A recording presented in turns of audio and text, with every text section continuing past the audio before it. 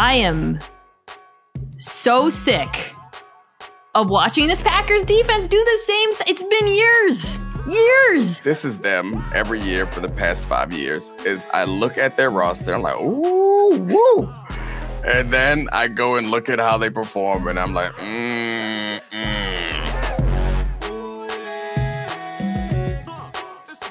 Welcome back to the Mina Kimes Show featuring Lenny, only NFL podcast where one of the hosts is jealous of Max Crosby because this Thursday he gets to chase a stick. That is my mic. It wasn't really a mic drop, but the thing that connects my mic to my computer just dropped. If you heard a noise, that's Lenny. I'm Mina Kimes. And I am joined, as always, on Tuesday by the great Domonique Foxworth of the Domonique Foxworth podcast, where you can also find me at times. Person you will not be able to find is Justin Herbert. He is, what a terrible segue. He is out for the season.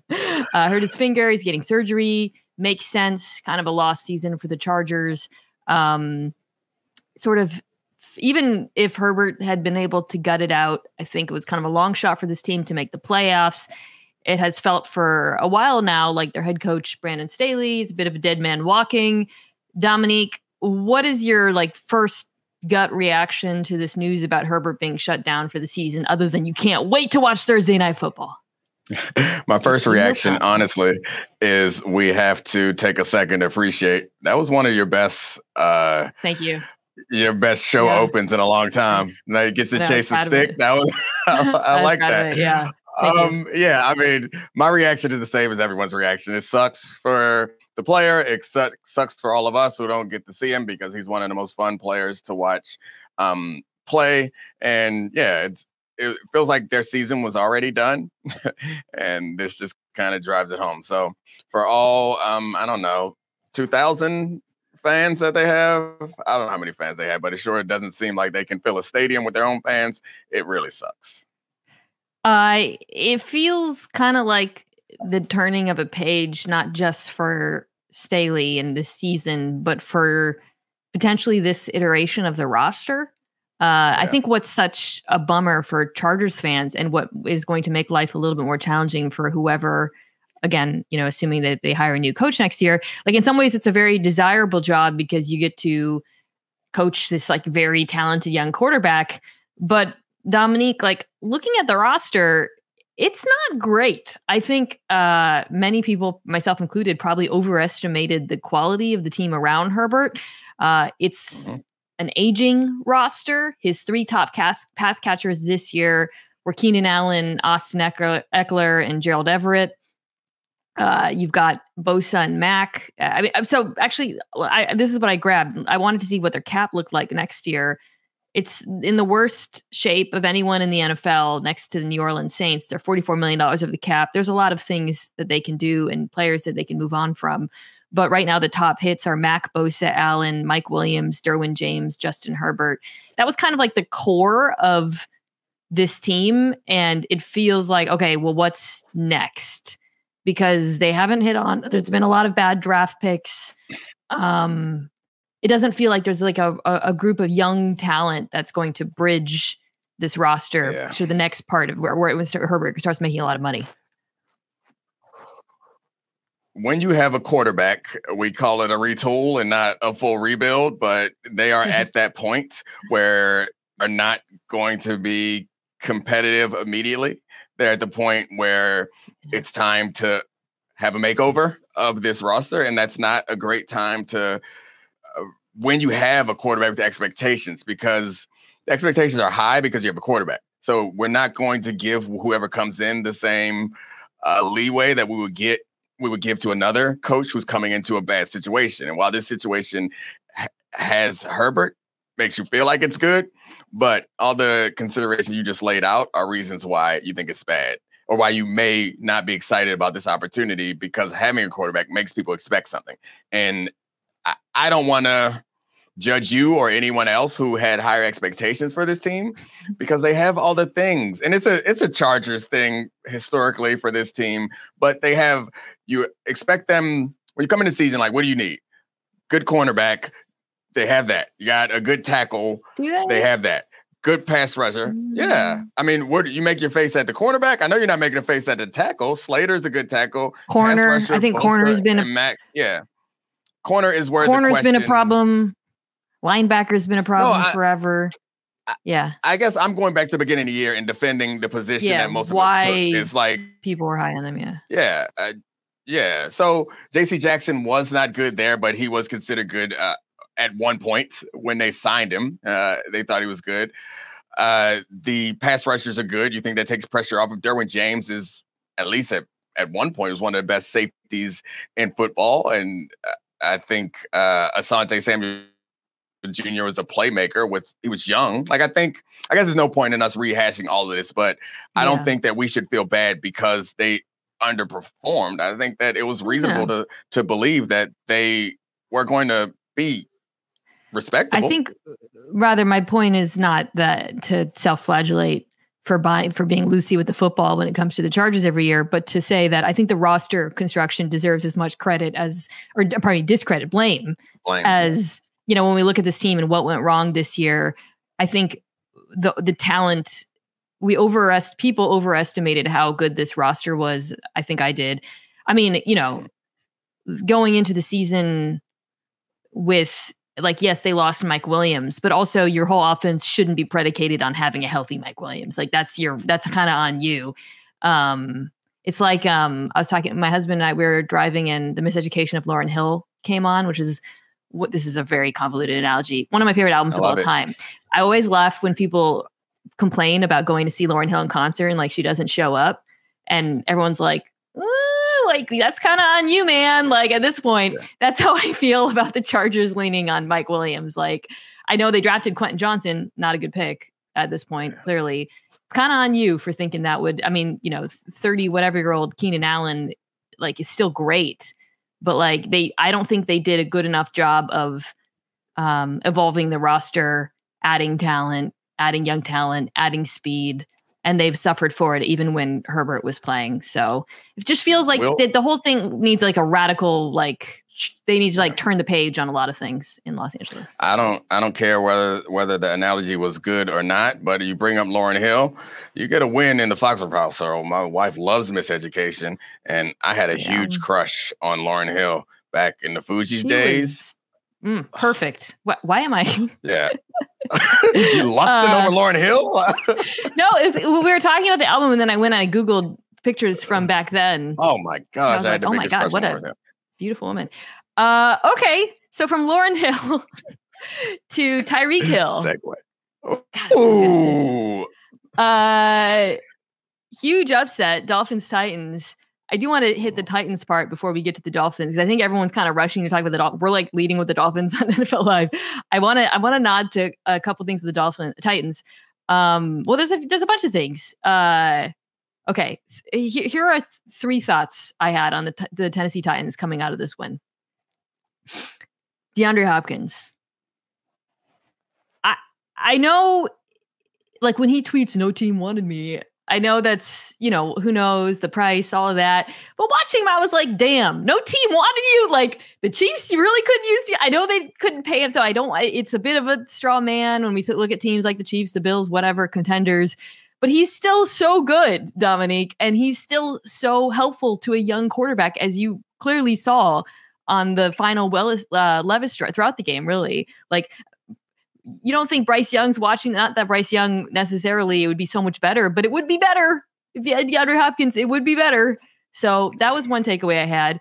The other is Levis. Again, I kind of feel up and down, credible arm strength, mental errors, toughness, a little too much toughness, perhaps. Yes.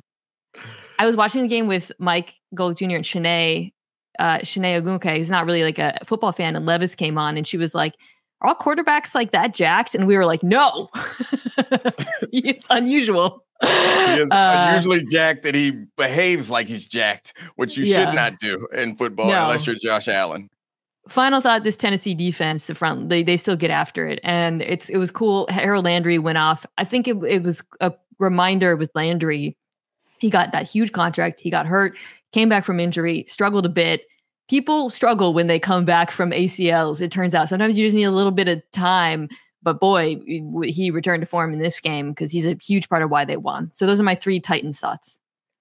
Yeah, I was just looking at the titles from Miseducation and thinking of how I could use them in the rest of our analysis. Superstar? But yeah, Superstar's final right hour, there, the final hour of that game was pretty terrible. I would say, yeah, my takeaway from that game is definitely very Dolphin centric.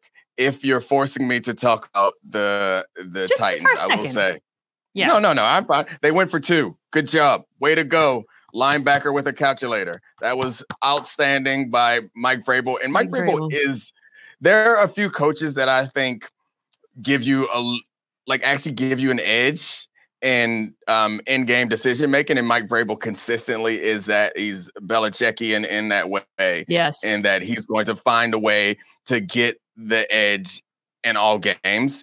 And they always do this. Like they've yet to have like a real championship contending team, but it does feel like their roster perpetually overachieves. And at some point throughout the season, they're going to beat somebody they're not supposed to beat, even with a backup quarterback or the Pastronaut or whomever they have, or Will Levis. So that's my takeaway from that game. And huge concern for the Dolphins out of that game is pass rush, both sides. Like, it felt like Will Levis had too much time to throw and created time, and that's, no matter how good you are, that's going to kill you. I feel like it's a recurring theme in all shows that we do together and I do alone. And on the other side of the ball, it's that offense is a delicate machine. And yes. Yeah, yes. And timing, injuries, anything that disrupts it. I'm sure you've covered this before. Tua is, and he had that throw in between 3 players in the beginning of the game, I think, to Waddle. Waddle took a big hit. He is awesome when he is on time and when he knows where he's going with the ball. He is not when things are a little murky and we're asking him to make something happen or to be special. And that was just driven home last night. You know what? I was thinking watching it. So Tua in this game was pressured on over 40% of dropback, 44% of dropbacks, which is twice his average. He's one of the least pressured quarterbacks in NFL this year. In the NFL this year. He has never been pressured this season at a rate over 30%. And watching him, I was thinking about how pressure it's a quarterback stat in part, you know, but it's also, in the case of the Miami Dolphins, a wide receiver stat, because a big part of the reason why Tua is able to get the ball out quickly and push it downfield and defenses haven't been able to take advantage of what is not a great Miami offensive line is that guys get open so quickly. When you take out the guy who is Tyreek Hill, who missed, a fair amount of this game, you're in what you said, the delicate machine suddenly starts to malfunction. And I mean, so the pressure numbers for Tua when he was on and off the field are pretty stark, as well as his time to throw. I don't know if I've seen it. Like, here we go. So when Tyreek Hill was on the field, he was pressured, or probably off the field, he was pressured on 47%. That's what was pulling that up. And then when he was on the field, that dropped down below 40. It's amazing.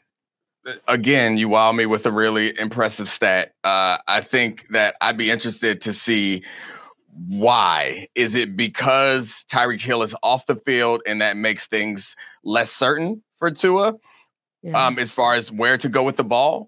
Or is it because, and I think this is the interesting thing that I'll go back and look at those pressures and see if it's Tyreek Hill is very fast, but I think it would be hard for people to imagine that he's so fast that routes develop more quickly. But I do think that when you're talking about pressure, you're talking about fractions of a second. Yes. You know, like throwing in 2.5 seconds is a lot different than throwing in 3 seconds. And if Tyreek Hill is fractions of a second faster than other receivers, which he is, then I think that could help the route develop faster. And also, him being on the field can help coverages declare more quickly. Yeah, and that is the other thing, I think. Yeah, that all speeds up those three different ways that Tyreek Hill impacts the team is why he's the MVP of that team and maybe even of the league. When he's not on the field, you can kind of just play defense. Like it's not, like when he's on the field, literally everything defenses do is oriented towards stopping him. When he was off the field, they were bracketing Waddle. So to the point of pressure and guys getting open, it's not just like, oh, guys take longer to get open. It's, well, defenses no longer have to sit back. You get more you don't have those one-on-ones you had before. Everything changes for the pre-snap look and post-snap, and life just gets a lot harder. The other thing I did want to hit with Miami, they kicked some field goals. It was instead of in the red zone. So this was an interesting match because the Rams been the red zone attack. Titans have been a very good red zone defense, despite the fact that which I think has a lot to do with some of their issues in coverage, but the front still being very good, even without Jeffrey Simmons in this game, which is crazy. The Dolphins ended up kicking field goals a couple of times, which of course was, ended up being part of the difference in this game. It was very apparent to me, Domonique, that Mike McDaniel doesn't trust his run game when the field tightens like that. Like they're good at running the ball, and they were running the ball at a great clip, but it's very different in other parts of the field. When defenses have to defend the entire field, you're getting these really light boxes. In the low red zone, he was like, oh, I don't trust my offensive line to get the push I need. So that's not to say like they shouldn't have tried to run the ball necessarily, but I think when we think about this team and what could be a problem in the playoffs, that's something, when you get into the low red zone, especially if Tyreek Hill's not there to like stretch things out horizontally, I don't think that they're confident in their run game. I mean, there's some you would never just like summarily dismiss like old hand in the dirt football people. But I think some modern like stat driven analysts will and try to say that like, yeah, whatever, passing is more efficient, always throw, blah, blah, blah. But I do know that this is an example where when we start talking about what type of teams advances, what type of things you need to have in the playoffs.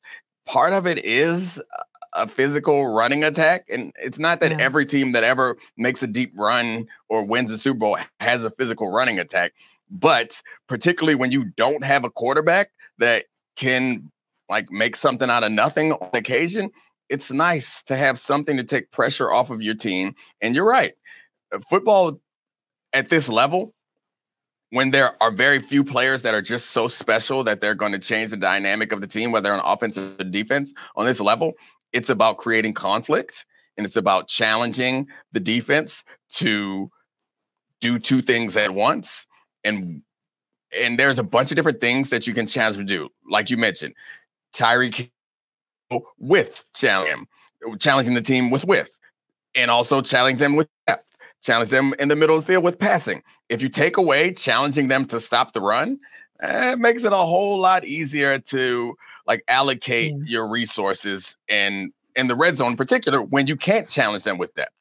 You have to challenge them with width. You have to challenge them on the ground. You have to challenge the corners of the end zone. These are things that you have to challenge their eyes. But if you take the run game out of it, it does make things different. And if you have an offensive line that is injured and not all that physical and aggressive, that is going to be a problem. I think that's kind of, if you had to like summarize this game, it really was like a what happens when the offensive line is exposed. What happens when you're asking them to pass protect for longer than 2.4 seconds? Yeah. What happens when you get into the red zone and you just got to run the ball and you're not able to take advantage of mismatches? And I think this was always the thing with this team, right? This was always the question obviously Tua's health was the big thing coming into the season, but for me, they were so good everywhere else. And I do think like line has been better in some ways, but this was a tough performance. You lose Connor Williams, by the way, as well. So that's going to be an issue for them. I mean, they're already kind of banged up. So yeah, we'll see how things go. The Miami Dolphins are now 9-4, which means that the Baltimore Ravens, who are 10-3, are now in first place in the AFC. Yeah, so it's going to be, I think they meet right at the end of the year, if I remember correctly. Okay, so that'll be a big one. So Dolphins got a tough road ahead of them. They do. They're playing some very difficult teams, so that'll be interesting. And yeah, Titans. I just put a little bow on it before we move on. I think if you're a Titans, it's like, oh, it's a lost year. What are they doing? Are they competing? They're retooling. I think you're starting to feel good that you have some pieces. Like, I think you've seen enough from Levis to be excited. Skoronski on the offensive line has had a solid season. They found contributors kind of later in the draft over the last few years. So there's some good players on this team. I think the pass defense probably still needs a lot of help, but it's not all is lost. A good win. Good win. Congratulations, Tennessee. You got something. When we come back, chicken cutlets. Tickets to the game, merch, meals at iconic restaurants, stays at Caesar's Palace. All this can be yours when you bet with Caesar's Sportsbook. Win or lose, every bet earns reward credits, which you can redeem across the empire. Now, if you haven't started yet, register using code OMAHAFULL, and then place your first bet up to $1,250. If you win, great, keep those winnings. But if you lose, you'll get your stake back as a bonus bet. The Green Bay Packers, big letdown game. Miami is arguably a worse loss, but for the Packers, where every win does matter for the playoffs, this one I feel like had to sting quite a bit, especially because their playoff odds, if they had won, would have jumped to 76%. Now they're at 47%. There's still that kind of that NFC in the hunt. It's a lot of it. Everyone's kind of, it's the Seahawks, the Packers, the Rams, the Vikings. I don't know. We'll see. Some of that is just going to come down to competition. Let's start with the Giants side of it first. 5-8 now. Also in the hunt, I guess. Yeah.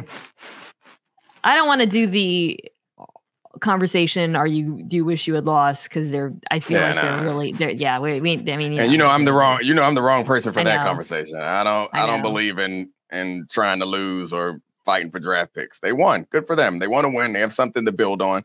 I think the Tommy DeVito story is fun and funny and ridiculous. I assumed that the agent was wearing a costume, but upon further review, he's been dressing like this for a long time. It's absurd and funny, and congratulations to them. He is not the long-term answer at quarterback, though. Sorry. I don't think they're going to trick themselves into that or pretend. I guess, though, while it is good to win and, players certainly play to win, they're probably locking themselves now into Daniel Jones take 2 next year. Whereas if they had finished with the second overall pick, I think they would have moved on. Maybe they'll try to trade. I don't know. It's too early to speculate, but I imagine they'll keep DeVito to push, but that's going to be rough too, because he's the exact kind of backup quarterback who fans clamor for every time the starter struggles, even though everybody knows. Anyways, I think, okay, so I feel like I'm treating this exactly the same way as I did the Titans, but like thoughts on the Giants watching this game. I thought the defense was impressive, and you're starting to see, you talked about like what to build on. Offensively, it's just, I guess the offensive line played a little bit better. That's, encouraging. Wan'Dale Robinson, was a second-round draft pick, which is crazy kind of now to think back, but like to see him contribute is helpful. But I think you can kind of identify like young players in the roster. Deonte Banks flying around the field, making tackles. Kayvon Thibodeau having a huge, your boy Terp, having a huge game. These are the things you're looking for if you're a Giants fan right now. Do we have young players who are playing well? But I guess it's hard when you look ahead to next year and you're like, and Daniel Jones will be back. But anyways, the roster I think will be in better shape next year because of the experience these guys are getting. Yeah, I think that's encouraging. You want to end the year playing well. You want to have something positive to build on and find some pieces that are cheap and effective. And then you can address some other parts through the draft and through free agency. Most teams don't have all pro level quarterback, but a lot of teams find a way to be competitive and win in spite of that. So I think the Giants are one of those teams that could be well positioned, that it seems like at least now with how they're playing, that they found the right coach. With there was a point in this season where we were like, I don't know about the coach. I mean, I think it's hard to argue. Yeah, I mean, to bounce back from where they were in this season and to reel off 3 wins with Tommy DeVito is encouraging, considering where they were at some point in this season. So, and the defense is getting better. So that's something to be encouraged about. And so, yeah, that's it. New York, you got a little something to be happy about. Don't be sad that you don't stink bad enough to get a good quarterback or a great quarterback. You have some good young players in your roster.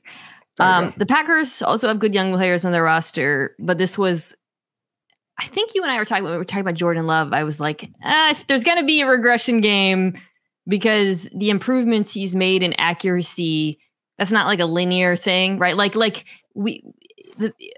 In this game, he really looked a lot like he did in the beginning of the season, I would say, where he was kind of spraying the ball. And then, at the end of the game, he made some very heroic plays. That's basically the same performance we saw from Jordan Love until week 8 or 9, when he just lit up and, when he started improving every game. Domonique, I wouldn't be too upset about that if I'm a Packers fan. It's not, I think it would have been, to expect him to just suddenly turn the page and be this incredibly accurate quarterback and decision maker. I feel like that was this felt like it was going to happen at some point, and it just happened. And unfortunately against a not very good team. Yeah. I mean, I agree with you. I'm a little bit, more concerned, I guess. Concerned is probably the wrong word, because I agree with you. There is expected to have some regression. However, this is a game that you should be able to win, and you expect to win when you have regression. And if you are trying to build towards something, because they are going to have other games like this. I am surprised. I guess I can't be surprised, because I've been on here. I think we talked about the Packers 2 weeks in a row prior to this one. And I said the same thing. One of the things that I said both times was his accuracy was an issue, and it seems to be solved. So that it is not solved, I guess I should go back and look at Jalen Hurts and look at Josh Allen, other guys who we thought had accuracy issues, and then they got solved, to see how often they regressed in that situation. But it's possible. Yeah, it's possible that you're right, that it's not going to be linear. But in my memory, and maybe this is revisionist history, my memory was they kind of turned the page on it. I don't think of those guys as guys who struggle with it. You think of Lamar, who struggles with accuracy. That ain't gone away. I just watched him play this week. He's still got issues with accuracy. It hasn't gone away. In the history of us talking about football, until Josh Allen and Jalen Hurts, we thought accuracy was kind of something that you kind of had to live with. I will say Josh Allen and Jalen Hurts both had very up and down performances year one. Josh Allen, first 2 years. This is Jordan Love's year one. So I hear you, but I think I'm just kind of unfortunately, well, not unfortunately, kind of for Green Bay, it would be easier if he was a rookie, because from a roster planning standpoint, he is not a rookie. But they're going to have to make decisions about him. But I think if you think of it as his year one, which it is, I guess I just don't feel that worried about it. It's good. The offense, they're missing Christian Watson. I thought play calling left a little bit something to be desired in this one. And I'm usually pretty, I don't know why they kept going back to that Jaden Reed horizontal stuff, but it stopped working and he stuck with it. That's the offense. Yeah. I am not the defense. So sick of watching this Packers defense do the same. It's been years. I don't, and it's not just been Joe Barry. It preceded Joe Barry, but oh my God, Joe Barry, the two things, I could single out a number of things that drive me crazy watching this defense that have been driving me crazy forever. I understand being taken back a little bit by the first time Tommy DeVito runs zone read. How are you still being fooled by that or not accounting for it deep into the football game? It was like when teams used to play Daniel Jones, same quarterback. What are you doing? He's going to keep it on some of these. It was mind-blowing. And then that final drive, knowing just the situational football, that all they have to do is get into field goal territory, still giving them these cushions. It's Tommy DeVito. What are you doing? And the Robinson throw was a good throw. And that's fine. You made him make him beat you. But oh my God, leading up to that, Domonique, I don't understand why the Packers, like, this is their identity, which is crazy. So good news. I just looked at the rest of the Packers schedule, and they don't got too difficult coming up. I mean, I guess the Bucks, so give them a good challenge. The Bears seem to be playing better now. The Vikings, maybe, whatever. But I was thinking, like, you can't lose this to the Giants because this might be the worst team that you have the rest of the year. Nope, they got the Panthers. So before I talk bad about your defense, you have that to be excited about. But I almost feel silly talking about this game in isolation, because this is them every year for the past 5 years. Is I look at their roster, I'm like, ooh, woo. And then I go and look at how they perform, and I'm like, And it's like, this was week to week. The last few weeks, they've been getting pressure, and it's been making the whole defense look better. They haven't had Alexander out there, which hurts them, but also, like, the defense has been good. And they weren't terrible in this game, but I guess they were pretty bad considering the opponents. Like, when you are getting ready for this game, who are you supposed to be concerned about? Like, it's not like they have a dominant O-line. I was going to say, you should be sacking Tommy DeVito. I think his numbers when he had like over 2.5 seconds were extremely good yesterday. I mean, it's just. Yeah, this line is not good. And they, like, gave the Lions offensive line, which is one of the best in football, they gave them hell. Like, this is just inexplicable to me how they would come in here and have a hard time against them. It's not like you got to take people out of the box in order to protect against some Tyreek Hill level. Like, it just doesn't, I don't know. It doesn't make sense to me. They're not a team that is good enough to be having letdown games. I just don't know. I can't explain it. I don't understand it. It doesn't make sense. It's just something that happens with this team all the time. ESPN stats and info I just saw. This is the most yards per play any team has averaged on zone read this season. Ugh. It's Tommy DeVito. What are you doing? Like, I don't know. I'm just sick of it. I'm just tired of it. I'm tired of talking about it. Like, get it. Yeah. And it's like, you can say, well, they held them to, not that many 23 points or whatever, and the offense needs to play better. It's true. But, like, it's the offense I'm not making excuses, but, like, that's a young group. It's ups and downs. Wink's defense, they blitz a lot. They have some good players. So I guess I don't come out of this game feeling like panicky about the offense, even though I don't think it was a great performance from either the quarterback or the play caller. The defense, though, like, that defense is not, they have to make some sort of radical change, because it's freaking so boring to have the same exact conversation over and over. Okay. Let's end on a positive note. Because there's 2 Monday night games, I said, let's only do winners this week. Yay. I'll go first. My winner is Joe Flacco. You could argue it's the Cleveland Browns, period. Because when I was watching this offense against Jacksonville, by the way, some real issues on that defense, I wasn't watching it, Domonique, thinking, wow, Joe Flacco, still awesome, still got it. He has a great arm. He always has had a great arm. And he was making, largely good decisions. He was beating the blitz, whatever. He was executing the offense. I was thinking, this is a good offense. Yeah. Like, the run and the pass stuff works together so well. These skill players, they get yards after the catch. They're open, like, so often. And like, you had Joe Flacco executing RPOs in the year 2023, which is amazing.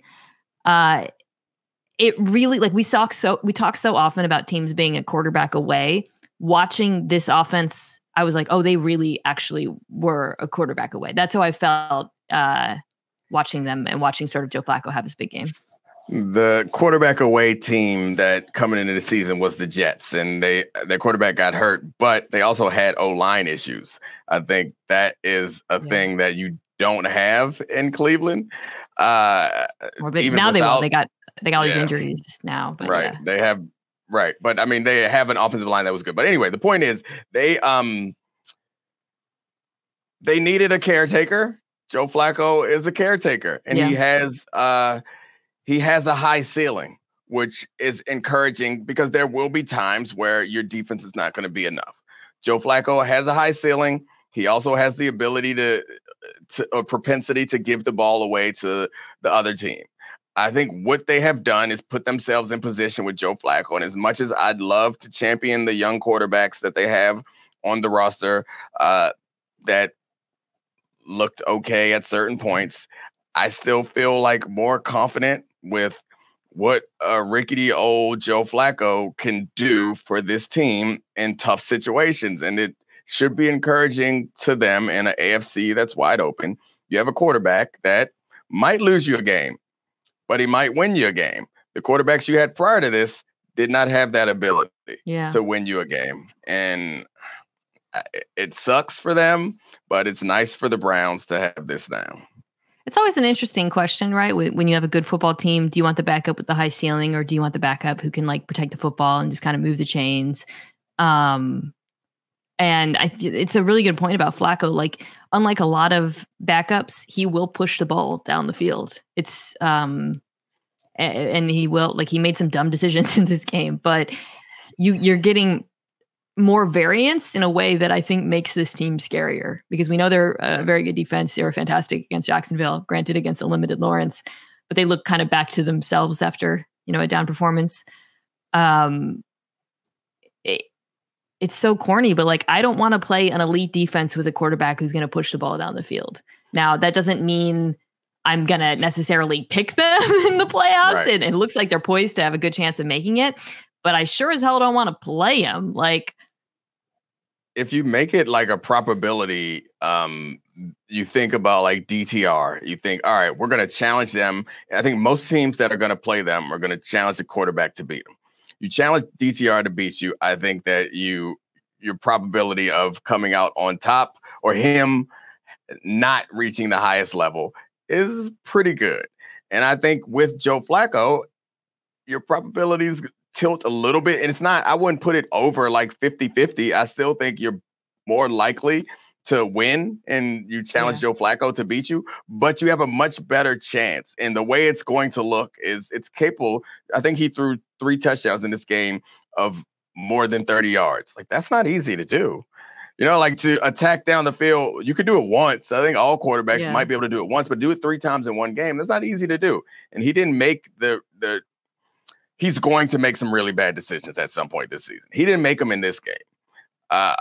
And you just hope that they drop him or he makes them in games that you have well in hand. And that's a better chance than I think what you have with the other quarterbacks on that roster, frankly, including Deshaun Watson. When Deshaun Watson, if you just look at the way that Deshaun Watson was playing while he was out there, I think Flacco probably better than that. Well, because this offense is such a reputation for being so run heavy,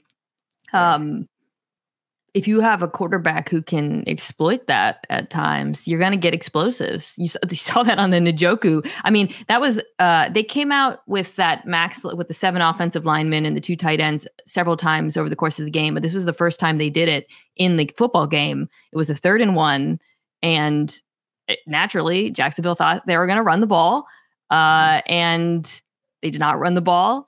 And Flacco was able to hit him over the top for the touchdown. Like that, you just need to do that like a few times a game, which is what they did. The other Njoku thing was also play action. Jags were also in their base defense against them. I mean, it's just there is a formula for what they do, and just having a quarterback who can actually make the throws with some consistency, it's not a bad formula. That's all. I wouldn't want to play this team. That's all I'll say.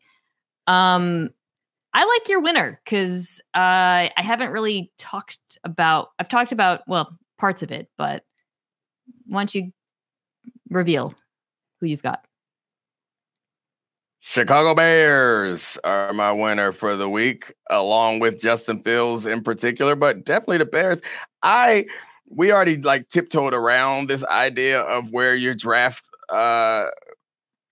where your draft pick will land. I love that the Bears, there is no incentive for them to stink because they traded with with the Panthers, and the Panthers stink enough for them. They're going to get the Panthers' #1 overall pick. What do you think of the idea of Charlie? I put this on my podcast, and Charlie shot it down because he's a fan of a bad team and the Washington Commanders. But the idea of your draft pick being tied to someone else's results. I like removing the incentive of sucking from the fans and anybody else, because there's nothing for them to suck for. No fans want them to lose. They want them to win. Yeah. I guess some fans might still want them to be able to get 2 top 3 picks. But I like this, and I like the way that this team is playing.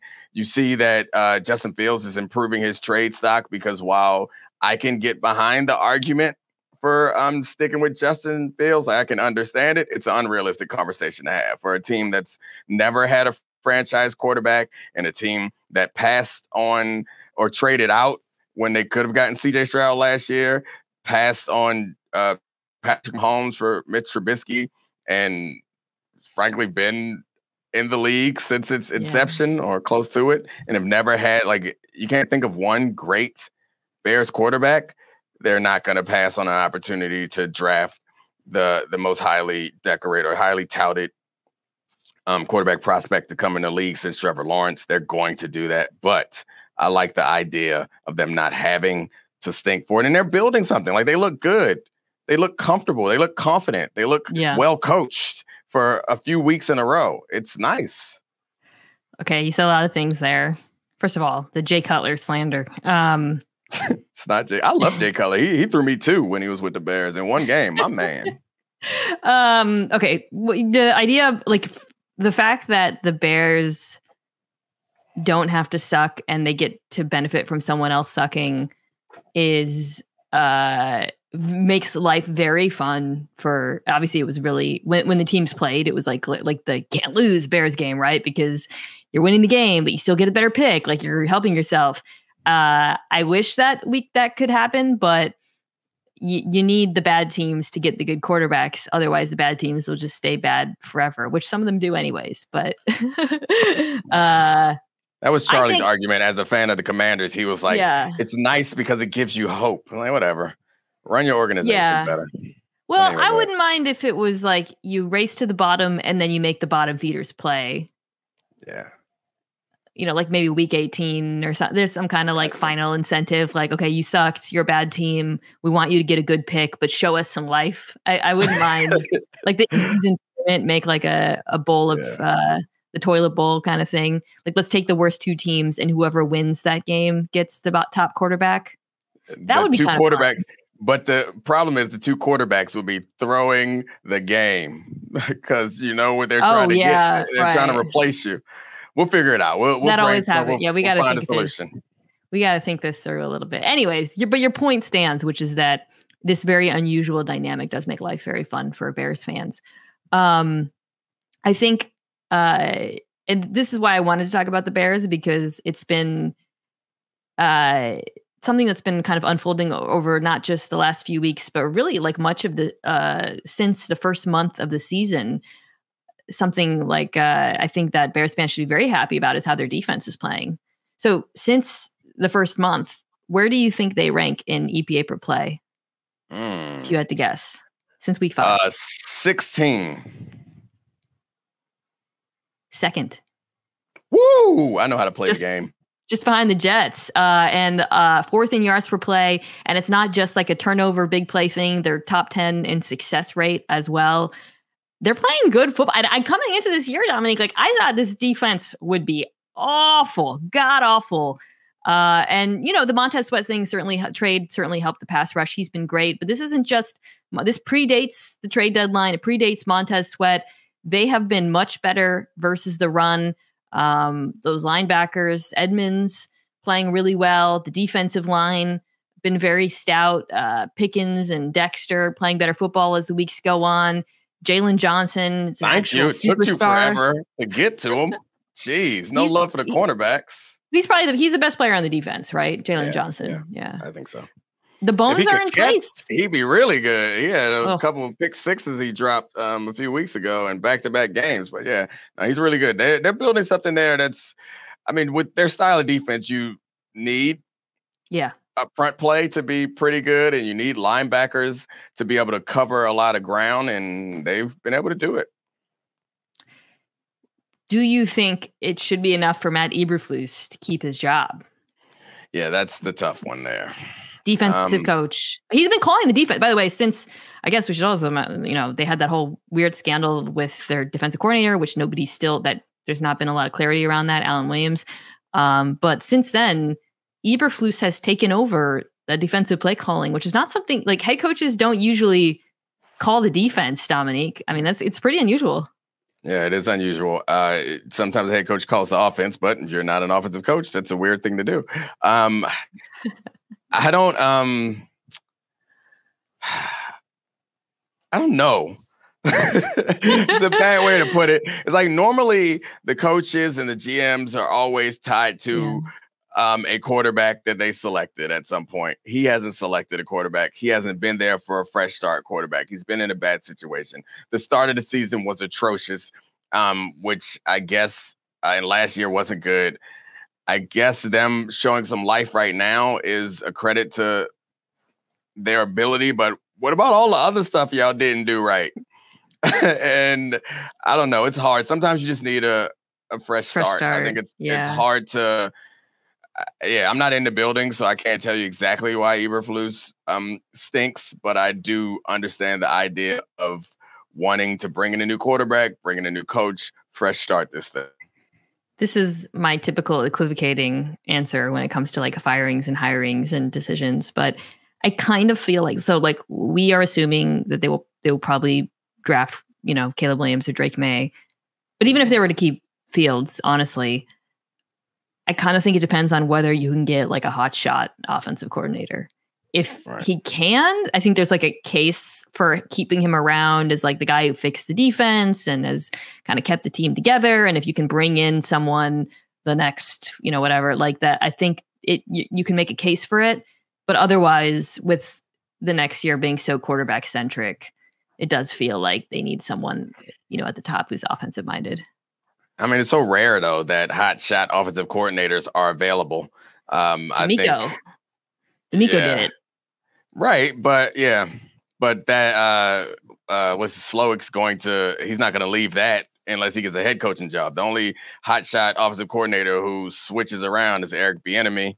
I guess Kellen Moore, you could argue, was a hotshot offensive coordinator who went out to LA and failed or is failing there now. So I don't know.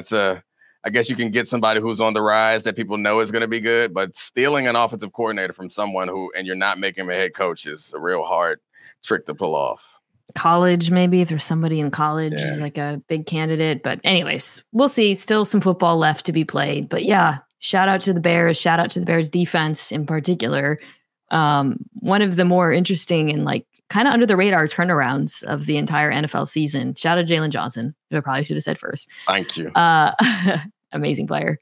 Okay, Domonique, this was fun. I will see you later in the week. Catch Domonique on his podcast, The Domonique Foxworth Show.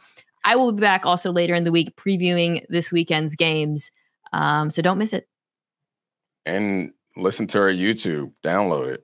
Watch yes. If you can watch this episode on Mina.Kimes, youtube.com/@Mina Kimes. Entire episode is available there. What's the conversion rate? Do you think there's anybody who subscribes to your podcast that has not subscribed to your YouTube? If you haven't made that conversion, you're a monster. Let me know if you are watching on YouTube. I'd love to hear from you. And if you have suggestions. Keep your suggestions. I love suggestions.